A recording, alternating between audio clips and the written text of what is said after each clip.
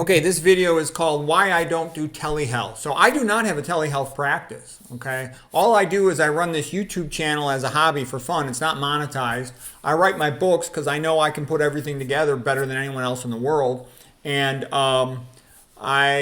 that's basically what I do. I work full-time as a clinical doctor. I'm a full-time MD. Basically all my free time I do to these two things because I think they're valuable.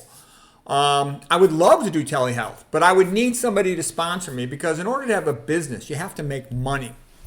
But you're not going to make money telling the truth. So any telehealth I did probably wouldn't make much money, probably wouldn't make any money.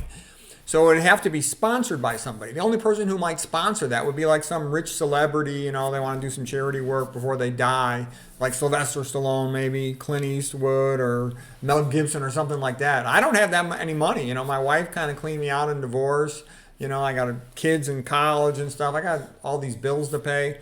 So, I just don't have enough money to fund anything.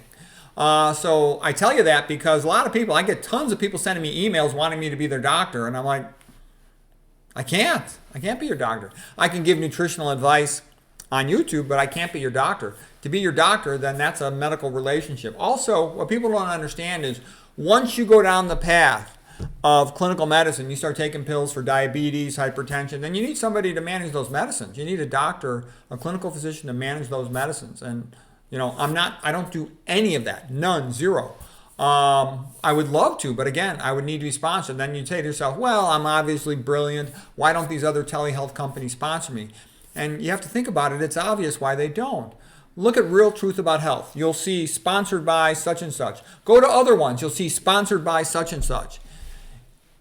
I would lose the freedom to speak freely if I joined a telehealth place that was selling something that I disagree with. And they would fire you. They'll say, look, you criticized omega-3. We sell omega-3. Our sponsors promote omega-3.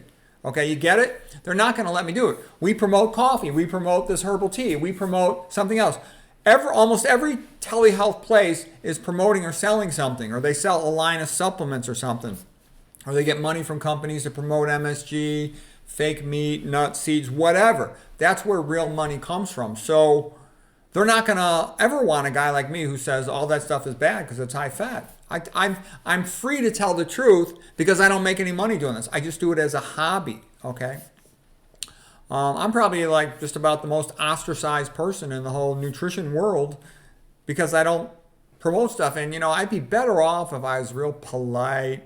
But I'm not. I can't be Mr. Polite and Wimpy, That would take all the fun out of it for me, number one. Number two, the reason why I'm able to rewrite all the medical textbooks is because I'm smart, I'm confident, I'm an assertive guy. I'm not some freaking wimpy guy, Let's see, what else? Also, once somebody hires you, they usually want their employees to be generic and pleasant. No, I'm going to be a superstar, okay? And that's just the way it is. The benefit is to be like Kempner. That would attract people to the place. I could run a place like Kempner. I would love to do that. I would love to run a place like Kempner. But somebody would have to fund it and handle the business. I'm not a businessman. What I really think should happen is somebody wealthy should pay me, a research institute, and let me just read.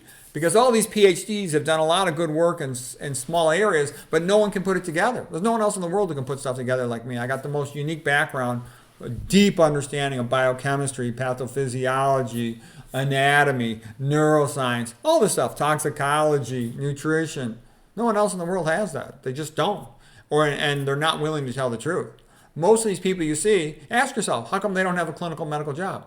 Because they're getting big money from somewhere, okay? Ask yourself, why are they retired from all clinical practice? Because they're getting big money from somewhere, okay? They wouldn't be able to do it otherwise. Olive oil will pay some people over $1 million a year to say olive oil is good for you, okay?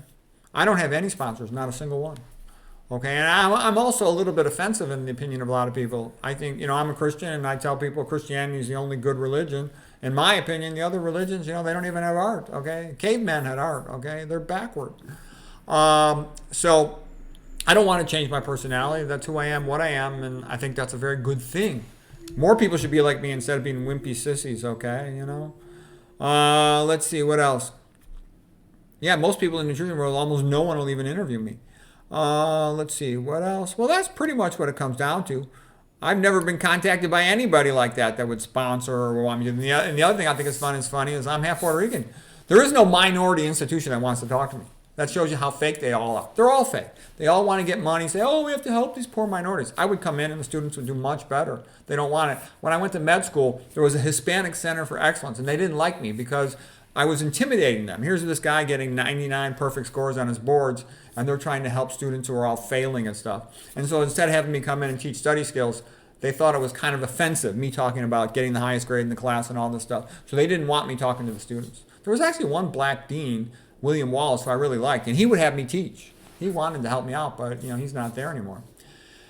Anyways, there it is. That's why I don't do telehealth, and that's also why don't send me this long email telling me all the details of your medical history. I'm not going to answer it. I can't be your doctor. Okay, I'm a YouTube teacher. I'm a book writer. You can learn whatever you want from that, but I can't do telehealth. I'm just not doing it unless I got a sponsored business, and then I'd have somebody who could run the business, and I could just do the medical clinical stuff like Kempner or something. I would love that. I would love to have a place like Kempner. Okay. But somebody's got to pay for it, and I don't have the money to do it. If I did, I would, but I don't. So anyways, there it is.